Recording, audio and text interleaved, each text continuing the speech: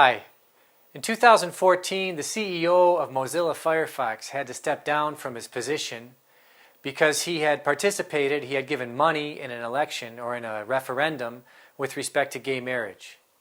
In 2015, Dolce and Gabbana, a homosexual couple, expressed their approval of the traditional family that they grew up in, implying by their statements that the traditional family that they grew up in was perfectly fine, and they thought that it was a great thing.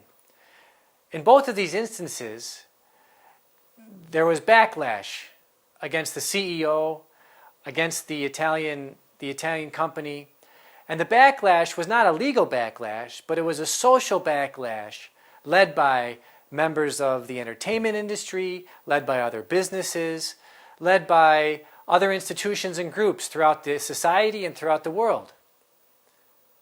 I think these instances tell us something about the nature of democracy. And it's something about the nature of democracy that Alexis de Tocqueville himself noticed when he visited the United States in the 19th century.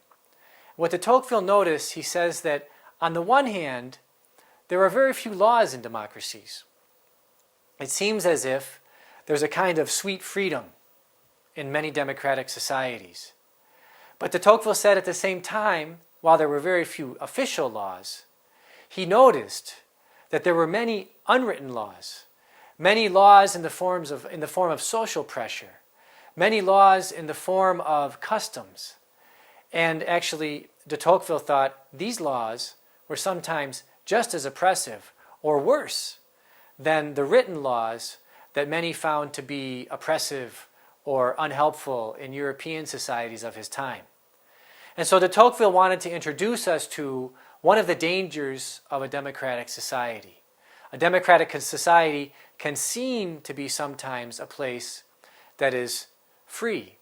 It promotes itself as a place where everything is possible.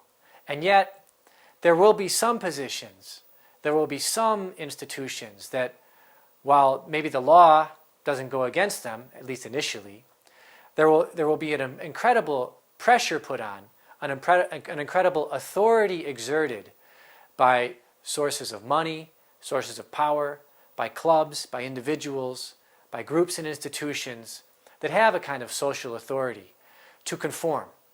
And in this case, what we're seeing is that the conformity is being forced upon those who want to defend or want to express their appreciation for marriage as an institution between a father, a mother, and whatever children God happens to grant them. Thank you.